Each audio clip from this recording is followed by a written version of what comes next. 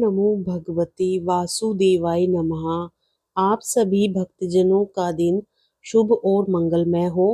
भगवान श्री हरि की कृपा आप सभी पर बनी रहे। आज हम सुनेंगे कार्तिक मास कथा अध्याय 12। कार्तिक मास के 12वें अध्याय में नारद जी को विष्णु भगवान की स्तुति कैसे करनी चाहिए और माता लक्ष्मी के साथ भगवान विष्णु का गरुड़ पर बैठकर संवाद भी हो रहा है, जो जलंधर राक्षस के अंत को लेकर हो रहा है। आइए सुनते हैं कार्तिक व्रत कथा का 12वां अध्याय। प्रेम से बोलिए श्री हरि विष्णु भगवान की जय, लक्ष्मी माता की जय। श्री नारद जी बोले, जलंधर राक्षस को फिर आता हुआ देखकर सभी इंद्रादि देवगण भय से कांप गए। विष्णु भगवान की स्तुति करने लगे। देववृंद बोले, हे भगवान, आप मत्स्य कूर्मादि कितने ही अवतार धारण करके अपने भक्तों के कार्य करने के लिए उद्यत रहते आए हैं और सर्वदा दुखियों के दुखों का नाश करते आए हैं, तथा ब्रह्मा विष्णु और शिव रूप धारण कर संसार की उत्पत्ति, पालन तथा संहार करते आए हैं। गदा, शंख, पद्म और तलवार अपने हाथों में धारण किए हैं। ऐसे भगवान, आपको नमस्कार है।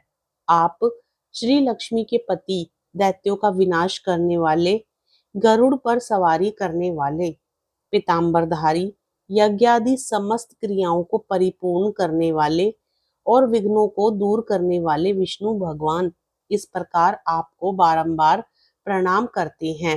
हे विष्णु, आप राक्षसों से पीड़ित देवताओं के दुख रूपी पर्वत के लिए वज्र के सुदृश हैं।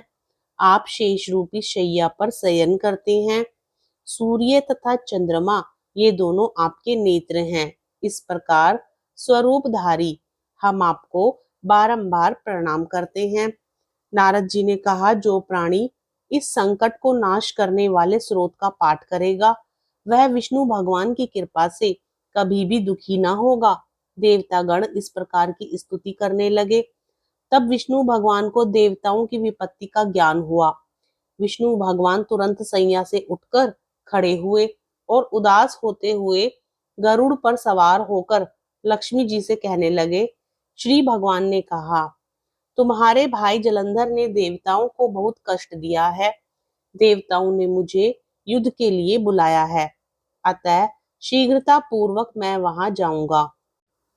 लक्ष्मी जी ने कहा, नाथ, हे कृपा निधि, मैं आपकी प्यारी पत्नी हूँ। यदि मैं सर्वदा आप में भक्ति रखती हूँ, तब आप मेरे भाई को युद्ध में कैसे मार सकेंगे।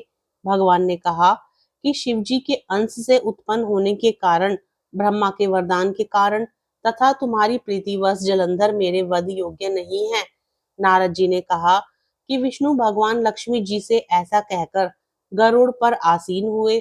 शंख, चक्र, गदा और तलवार धारण किए हुए दैत्यों से युद्ध करने के लिए विष्णु भगवान शीघ्रता से जहां देवतागण स्तुति करते थे जा पहुंचे। तदंतर गरुड़ के पंखों द्वारा प्रताड़ित, वायु के वेग से पीड़ित होकर दैत्यगण आकाश में उड़ने लगे। जिस तरह वायु से आहत होकर मेघ आकाश में उड़ते हैं, दैत्याधीश जलंधर राक्षसों को वायु पीड़ित देखकर क्रोधित होता हुआ उछलकर विष्णु के समीप गया। हरे कृष्ण कृष्ण कृष्ण हरे हरे, हरे राम राम राम हरे हरे। इस प्रकार कार्तिक मास महात्म्य कथा अध्याय 12 संपूर्ण होता है। अब सुनिए कार्तिक मास में सुनी जाने वाली कहानी। किसी गांव में एक माँ बेटा रहते थे और बहू भी साथ में रहती थी। एक दिन सुबह माँ गंगा स्नान के लिए जा रही थी तो बहू से कह गई कि मेरे बेटे को सुबह रोटी दे देना। उसने कहा, ठीक है, मैं दे दूंगी। सुबह बेटा उठा तो बोला कि माँ मुझे रोटी दो। यह सुन उसकी पत्नी आई और बोली कि ना तो तुम्हारी माँ यहाँ है और ना ही रोटी, कुछ कमा कर लाओगे तो ही रोटी दूंगी। वह बोला, भगवान, मैं कमाना नहीं जानता हूँ। लेकिन बहू नहीं मानी। उसने कहा, अच्छा, तुम 4 रोटी आम के अचार के साथ ही दे दो। बहू ने 4 रोटी बनाई और अपने पति को दे दी।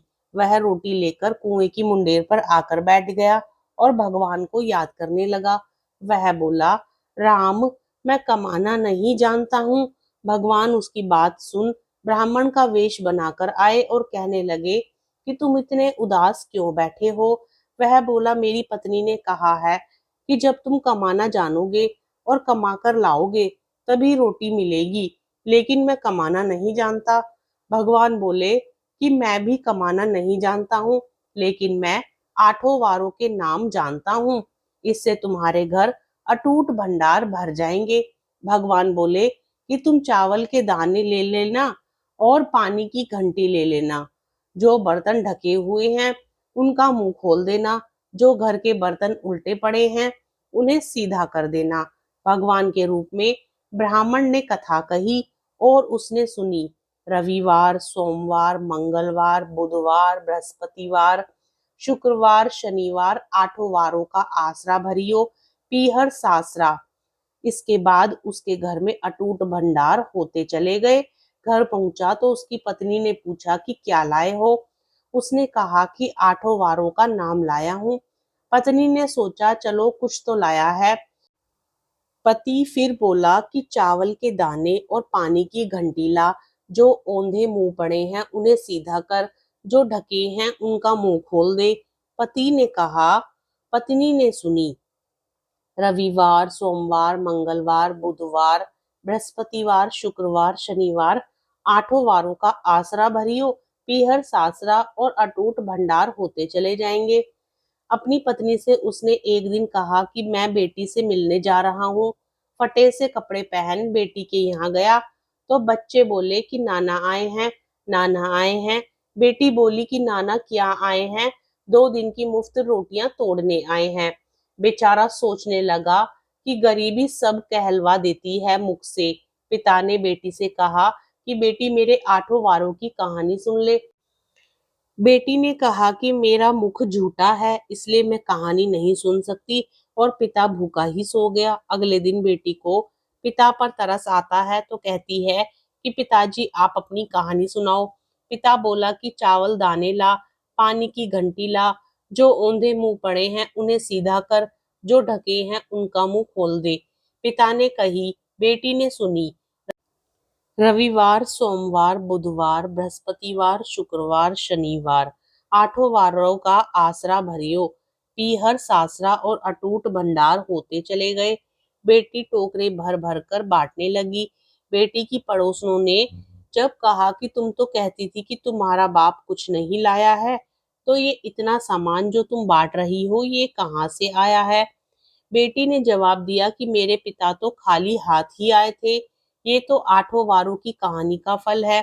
पड़ोसन बोली कि अपने पिता को कहो कि वह हमें भी आठों वार की कहानी सुना दे। पिता ने कहा कि आज तो मेरा मुंह झूठा हो गया है, लेकिन कल मैं कहानी सुना दूंगा।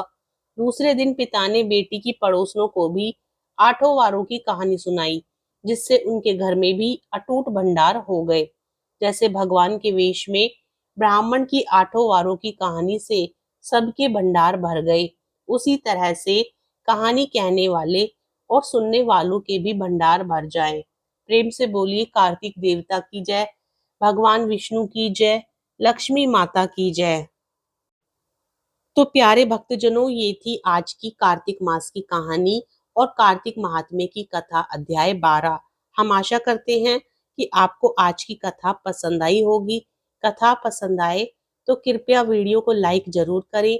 यदि आप चैनल पर नए हैं तो चैनल को सब्सक्राइब भी करें। अपने मित्रगणों में वीडियो को शेयर करें और साथ ही कमेंट बॉक्स में श्री हरि विष्णु भगवान की जय भी अवश्य लिखें।